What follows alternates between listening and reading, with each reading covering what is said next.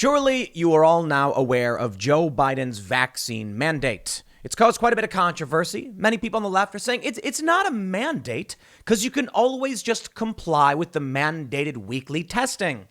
So it is a mandate, and it's coercive force applied on individuals who work at companies of at least 100 people to get vaccinated, because many of these companies aren't going to be able to keep records of weekly testing for 100 plus employees. So the easiest thing to do is just mandate vaccination.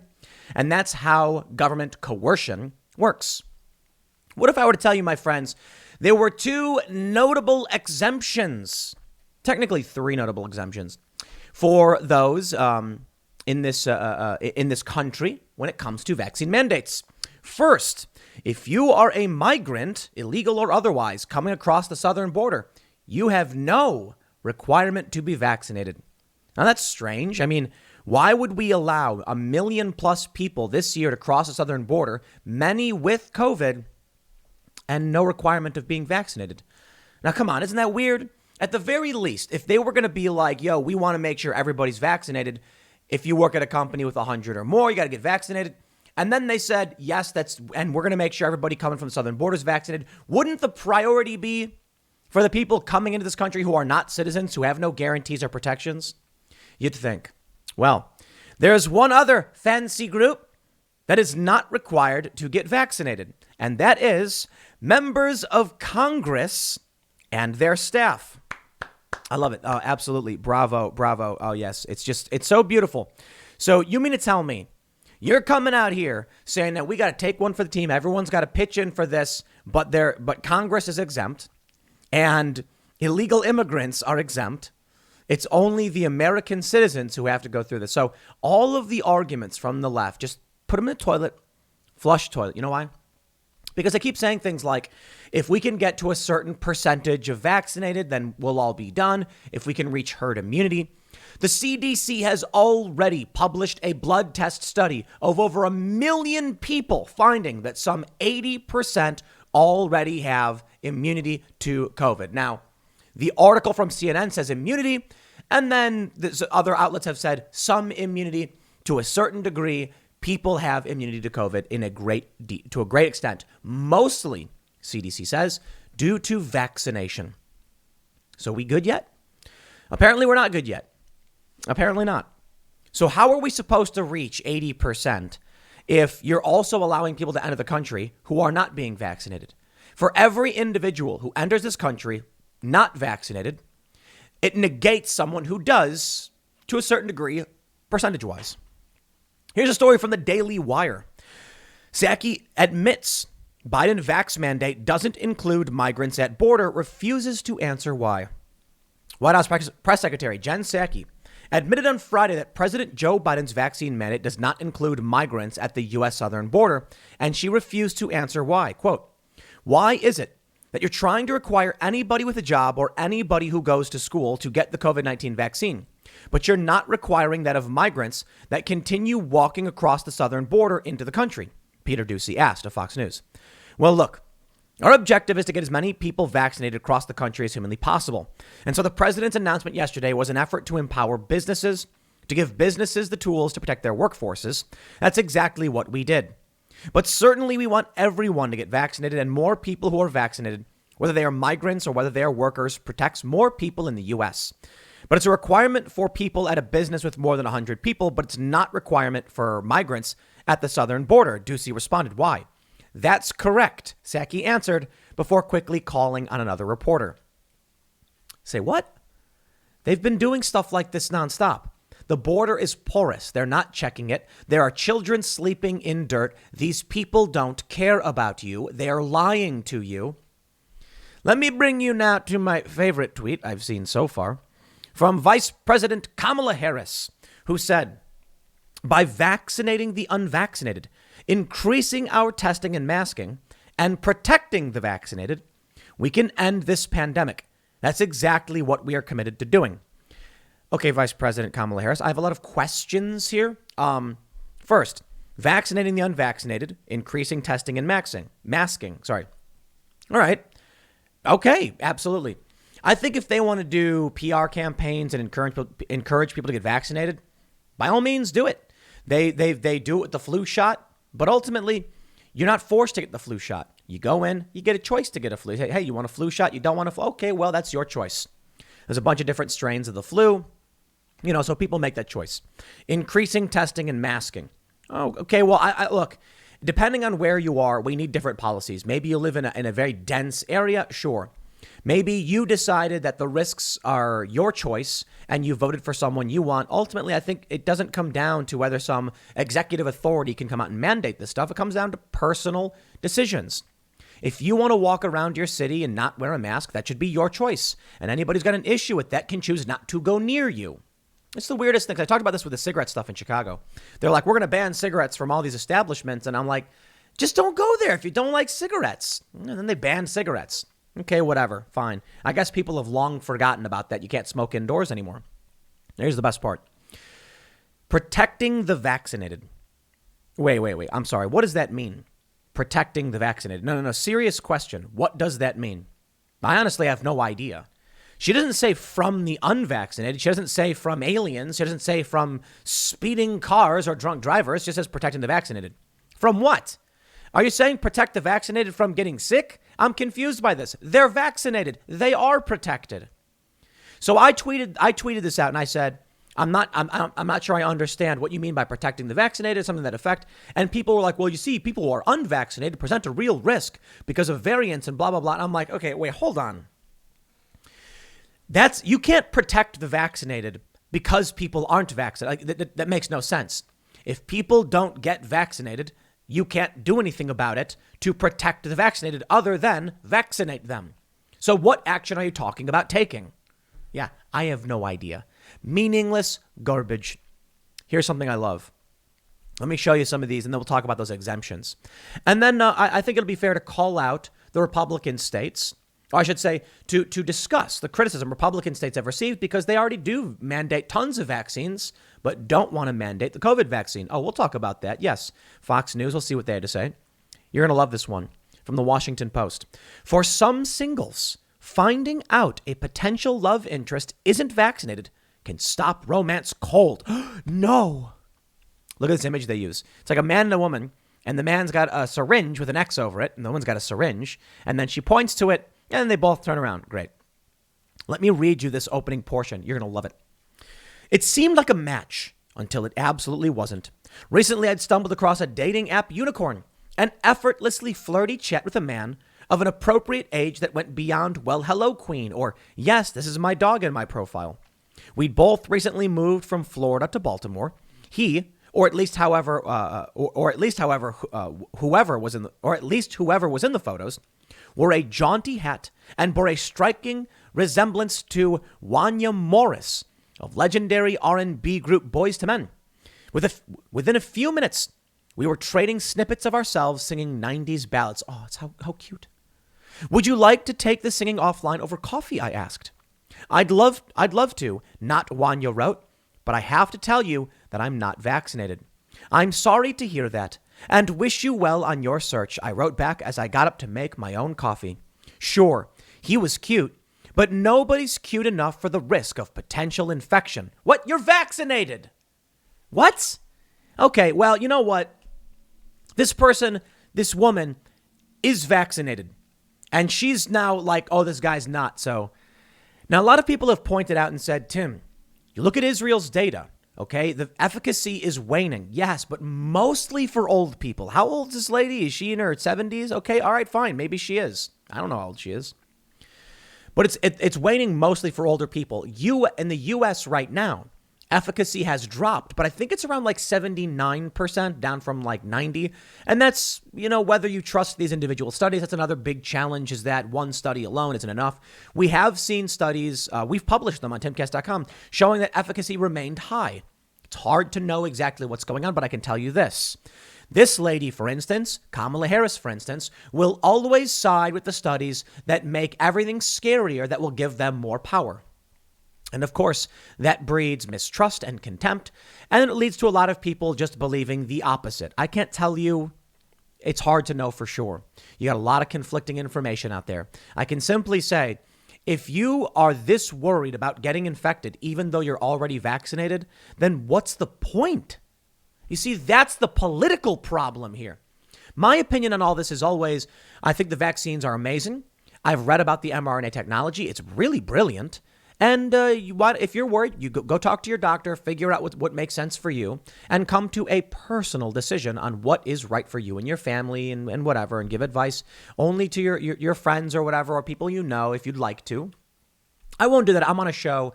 I'm not a scientist. I can't tell you. I can read a bunch of these studies and say, it does seem like efficacy is dropping. Hence, Dr. Fauci has said, we're going to need booster shots. And he's discussing, they've been talking with Biden. Fauci and Biden were discussing boosters every 5 months. And I'm just like, okay, at this point, if you're this worried and no matter what happens, you remain worried, at a certain point, you throw your hands in the air. I'm sorry. That's just the reality. Because I can't keep playing this game where it's just a mask. It's just 15 days. It's just 2 masks, just a vaccine. It's just 2 shots. It's just a booster shot. It's just a lockdown. It's just an extended lockdown. I can't do that. So I go out in the middle of nowhere. We got Chicken City being built. We're working on studio stuff. And I just try to live to the best of my ability, wash my hands more often, eating more, making sure I'm getting more vitamins in my diet, eating a lot better, cutting out all those sugars. You know why? Because I saw a video of Dr. Fauci. That's right. I saw a video of Dr. Fauci. It was 9 months ago. No, it was longer than that. It was like a year ago. And he's like, my advice is you need vitamin D. You need to be exercising. You need to be eating right. Stop smoking, all those things. And I'm like, you know what? If there's any bit of advice that is universal, it is eat better, consult your nutritionist, exercise more, consult your physical trainer, be healthier, be better. Get one of these little fancy watches. They monitor your heart rate and your exercise and make sure you're exercising and not sitting around doing nothing. That's one of the best things you can do, especially if you're young. Now, if you think, if you're concerned and you want to get the vaccine, by all means, I absolutely would say, yeah, go to your doctor and talk to him about your concerns and why you want to get it. And I would always say, make sure you follow your doctor's advice. And if you're not a fan of your doctor because you think you're smarter than him or whatever, well, I suggest you find a doctor who's better. That's that simple. But let's talk about how this really works. Members of Congress and their staff are exempt from Biden's vaccine mandate. Well, this is not to say that Joe Biden specifically outlined in his executive order a rule saying everyone must be vaccinated, but members of Congress, you get a freebie. No, the issue is he doesn't have the authority to do it.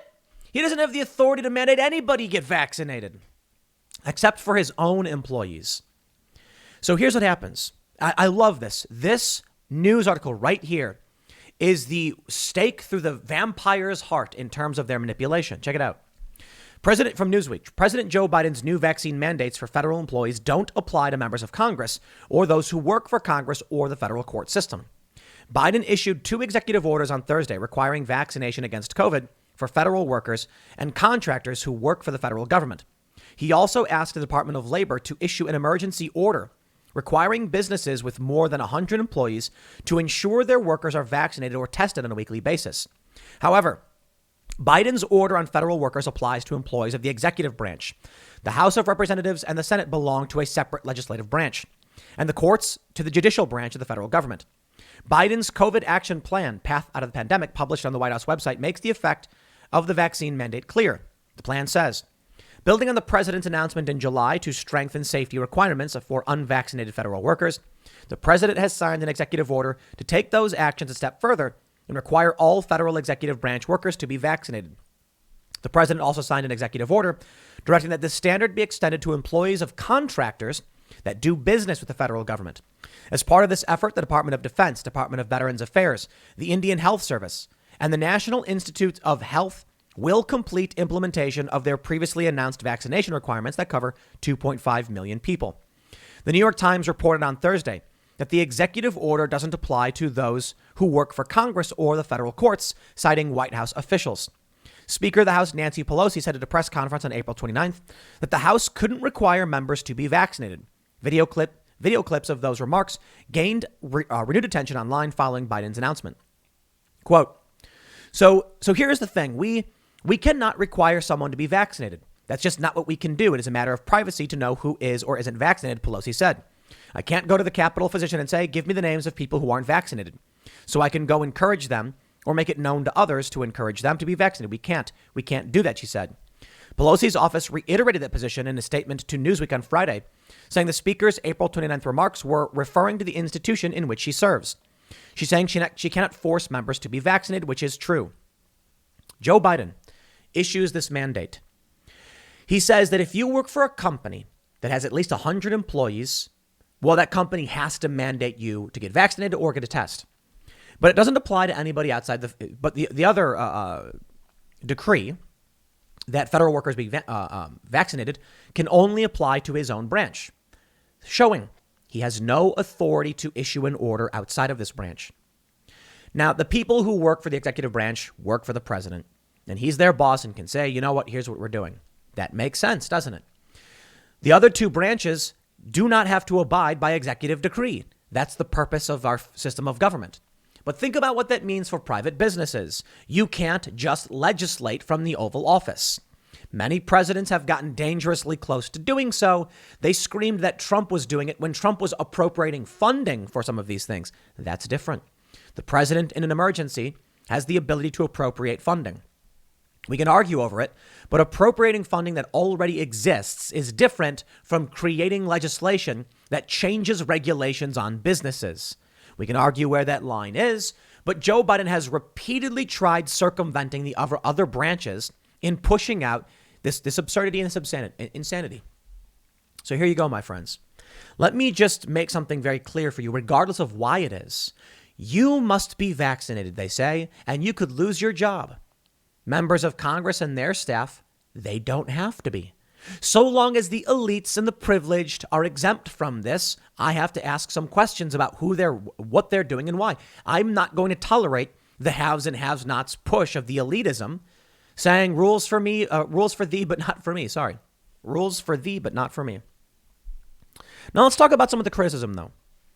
Chris Wallace rips GOP governor over contradictory stance on vaccine mandates. Oh, man. You know, sometimes I hear these governors and I'm just like, y'all need to learn how to talk better. Okay? So you can explain to these people why people are upset. I think a lot of these governors and a lot of these politicians are too worried about running for office. Here's the story. Chris Wallace tore into Governor Pete Ricketts of Nebraska on Sunday for coming out against mandatory COVID-19 vaccination, even though his state has mandates in place for several other vaccines.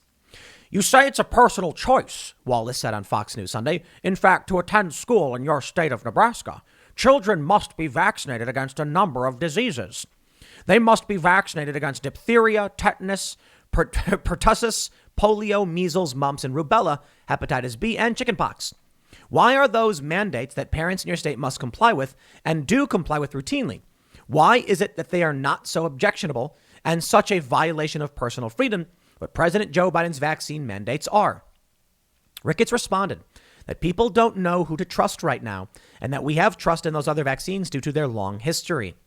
Wallace pointed out that the polio vaccine was also developed quickly and that people viewed it as a blessing when it first became available, and that the FDA has given full approval to a COVID-19 vaccine. Ricketts responded by saying that he is focused on hospital capacity in his state. He also said the majority of people dying of COVID in Nebraska are senior citizens and that most members of the population have been vaccinated. He claimed COVID-19 did not pose a significant risk for younger people.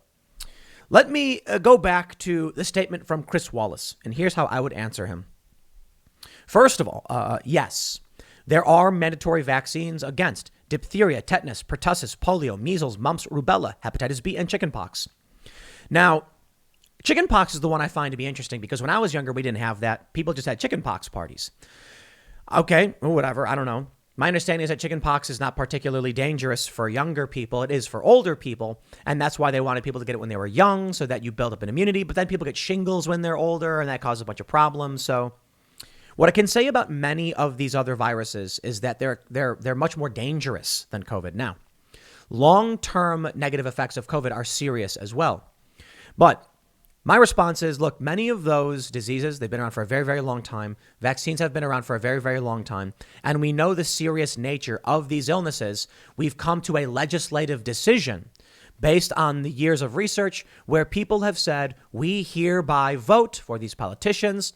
They've decided that we're going to put in these vaccine mandates. Here's the data on the vaccines. Here's the data on these illnesses. And we came to a calm, rational decision. Right now, we're in a state of panic. Half the country is freaking out, claiming that even with vaccinations, they're not protected. The other half is saying they don't trust any of this stuff. Now is not the time to rule by decree. Unfortunately, if you want to actively escape an emergency, build trust, and build a cohesive plan, you need to bring people together, not instill panic or punish those who are confused and worried. If we want to sit down at a hearing, invite these people in and have a conversation calmly, and over the course of several years, come to a decision about how to do this, I respect that and think it's something we can consider. Like I mentioned with chickenpox, we used to just get it. We didn't get the vaccine for it. Well, it wasn't an overnight thing where they just said, now we're mandating it. Okay, this comes after years of policy in place and dealing with these diseases we know and understand to a great degree. Not perfectly, of course. COVID is new. It's novel. We don't know. People are worried and scared, which creates a problem. Many people are not going to trust mandates from the government. They're going to be angry about it. So the best thing we can do is encourage vaccination, tell people to talk to their doctors, and hope that those who are protected now will feel comfortable. Unfortunately, the fear mongering from people like Chris Wallace and others in media is making it so that even people who are getting vaccinated are still freaking out. How are we going to escape an emergency if everyone is in a state of panic? It's not the answer. I'm sorry. So until we have a calm assessment, I can only say, if you want to freak out and scream when people don't know what's going on and they don't know who to trust, you will only make things worse. So most people who are affected by this are older. Most older people are vaccinated. Most people are vaccinated. Let's not make the situation worse by pouring fuel on a fire of panic. It's that simple, isn't it? Let people go to their doctors, people they know and trust, and get away from the news and the culture war. But here's the game we play. Chris Wallace can easily come out and say, you got to mandate all these vaccines. And then I'm just like, what about migrants at the border? What about members of Congress and the courts? I get it. Rules for thee, but not for me. And for some reason, not people illegally entering the country. Okay, you lost me on that one. Look, I think the vaccines are great. I think, people have pointed out VAERS is really, really high. It's true. We've also issued, I think they've administered like 330 million vaccines. You got to understand scale on this one, but it's fine. If you don't trust me, if you don't like me, all that's fine. Go talk to somebody you do trust. Find a good medical professional. It's that simple, right? Freedom of choice. I'll leave it there. Next segment's coming up at 1 p.m. on this channel. Thanks for hanging out, and I'll see you all then.